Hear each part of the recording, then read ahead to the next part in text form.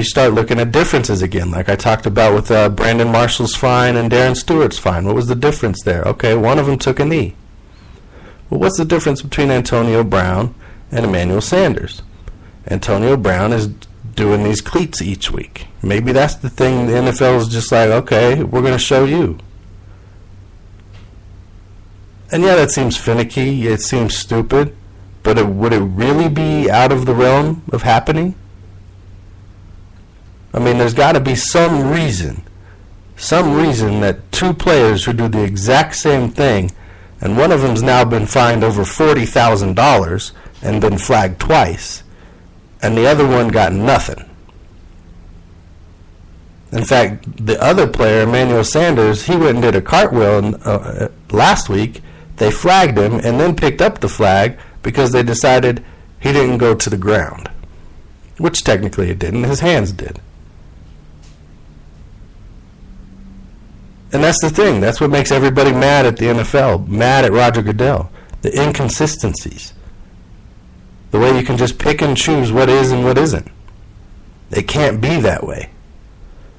It can't be, oh, we're going to take the celebrations out because we don't want the other players to get upset and do something dirty. I can understand when they decided you can't use props, because the props were getting ridiculous in the early 2000s. The hidden cell phones, all the stuff Terrell Owens was doing, the popcorn, the standing on the star, the, using the pylon as a putter, Chad Johnson. The props, I get it. We don't need props. We don't have time for that. We don't need to reset the field and, have possible player injury because you're using props. But if they want to do a dance or they want to high five as a team or jump up and down, get over it. That's what it's about. That's one of the best parts of playing any athletic event as a team, is celebrating as a team. Now, if they don't get off the field and they're out there for a minute doing something stupid, yeah, okay, that's excessive. But if they all come together and jump up and down for 5 to 10 seconds and run off the field, that's not a flag. That shouldn't be a flag for a group celebration. If they're doing dancing, just because you may think it's too provocative, that shouldn't be a flag. They're not exposing themselves. They're not rubbing themselves. I mean, get over it. It's celebration. It's joy. It's happiness. And you're penalizing that. Talk about some rules that need to be re-looked at, NFL. That's just, come on. Let's flag our guys for enjoying what they do. We'll make them like robots. They'll do exactly what we say. No. They're people. They're not your objects. You don't control them. They have emotion. You can't take it out of them by making another rule and fining them money. And that ruins your product, ultimately. And maybe that's what's going on with the viewership right now. There's the headline this week, the NFL viewership is down 11%. I heard about the story on 104.3 The Fan. CJ and Stokely were talking about it. And they were coming at it from the aspect that is this anthem protest, is the kneeling and these different protests at the anthem causing viewership to go down. It could be. It could be. Those fringe fans who are more Patriots than football fans. The fanatics who just cheer for their team when they win. Maybe they aren't watching. Maybe more people are paying attention to politics. It's not like there's politics being played all the time like there is football on Sundays and Saturdays. But viewership's down. There could be a lot of reasons. The baseball playoffs have started. There's other things going on, sports-wise, that, people might be checking into. Maybe some of the teams that had some fans like the Panthers who aren't doing so hot, maybe some of their wayward fans aren't watching. There's a lot of things that could have caused the viewership to be down. And one of them most likely is this anthem protest. But then that means it's working. It means it's raising enough awareness. It's causing a conscious thought, negative or positive, for or against And it's showing up in numbers, if that's the true cause of the decline in the numbers. I think, there's an ebb and flow. I think certain teams right now aren't doing as good as maybe their fans thought. Other things are going on as far as economics and people having jobs that might keep them from being able to stay home on a Sunday and watch. Maybe it's because the game's just not as fun anymore and they're sick of the NFL's approach of finding and regulating the game. Maybe safety concerns have been so overblown and not promoted enough proper technique and money coming out the pocket of the NFL to support more youth organizations in the proper heads-up football technique to help save and promote and, keep the game going for future. And face it, it's a rough game. It's a physical game. People are still going to get hurt. You can't get rid of that. But you can try and do it the right way. Last headline. Well, one of the last things we'll talk about. No, we'll talk about these things tomorrow. Let's catch you up on the baseball playoffs real quick, and then we'll get out of here with the NFL preview. All right, so Toronto is leading Texas 2-0 in that series. So Texas is on the brink of elimination. Boston is also on the brink of elimination as they lost again yesterday to Cleveland. Cleveland has a 2-0 lead in that series. So like what we were saying earlier, Big Papi's really going to have to inspire his team to do what the Red Sox did back in 2004 and come back and win 3 straight back to win a series. LA went up on Washington 1-0 last night with a nice close pitching battle there. And Chicago also over San Francisco last night in a nice tight pitching battle. So we're seeing some great postseason baseball right now. If you haven't been watching, if you're even a casual fan like I am, check it out because it really is some quality baseball being played right now. So check that out. There are some games on today to see also. All right, San Francisco and Arizona played the other night. The only thing that really came out of that was if you were a fantasy owner of David Johnson, he went over 30 points fantasy-wise in a standard scoring. Arizona pulled that one out 33-21. Games today, the early schedule, we have Washington versus Baltimore. We talked about that one with Jeremy from thedirtcannon.com on Sunday. New England with Tom Brady this morning, taking on Cleveland. We have Philadelphia and Detroit this morning. Let's go Lions. Let's get back on the winning track. Let's make some miracle season happen.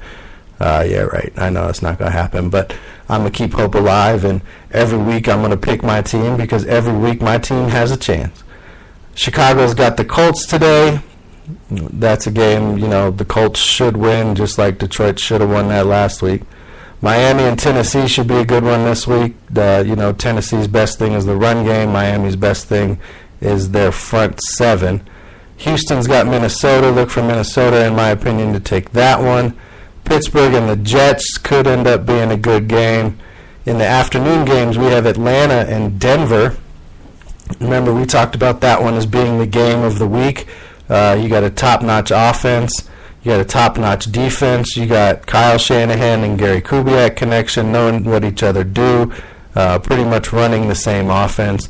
You got Denver's run defense. You got Freeman.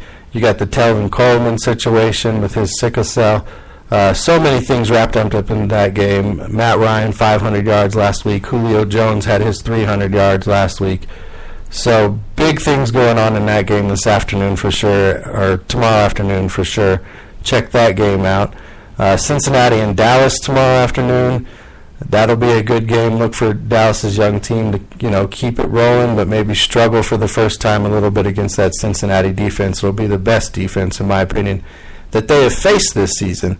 But by no means do I think that'll break Dak Prescott in any way. I think he'll have a good game with probably his first 2 picks in the season. Buffalo plays the Rams. Reggie Bush is, I guess, the headline here. I read this week. He's returning to the Coliseum for the first time as a member of the Bills. San Diego and Oakland, that one could be a nice little division matchup there in the AFC West. San Diego's having a rough season. They've had some rough seasons here the last few. Sunday night, you got the Giants going into Green Bay. That's going to be a good game. And then football week wraps up with Tampa Bay and Carolina on Monday night. And we still don't know if Cam Newton is going to play or not, as he is in the concussion protocol. So those are the games we're looking at for tomorrow through Monday. You got some good ones in there. It's definitely a good game depending on who your favorite team is. There's some not so good games. Cleveland, good luck to you. Chicago and Indianapolis, not really going to be all that great of a game, I don't think. And the Monday night game, we'll see how it plays out for sure. All right, well, we got a few minutes left. Let's talk about these last two headlines real quick. So it's constantly talked about LeBron James versus Michael Jordan as far as whose legacy, chasing the legacy. And Dwayne Wade said it's never going to happen. He's never going to, match the legacy. And I have to agree, he can't, because Jordan came along at a time and he changed the game through marketing. And the marketing scheme that was put behind him built everything that these players now work on. So there is no matching that, even if you match the career stats, even if you match the championships, even if you pass him in scoring. At their current age of 31, they both had 3 championships. The MVPs are a push. LeBron has more appearances in NBA Finals than Jordan did at the age of 31. But that doesn't matter. LeBron can pass him in every statistical category. Because the hype machine, because what the current NBA was built on, was the name of Michael Jordan, the brand of Michael Jordan. It's like they're synonymous. Basketball is a synonym for Michael Jordan. And you can't beat that. The game was made on that. No other sport got their rise on the back of one player. No other sport put all of their chips in on one player to help it compete in the business of sports.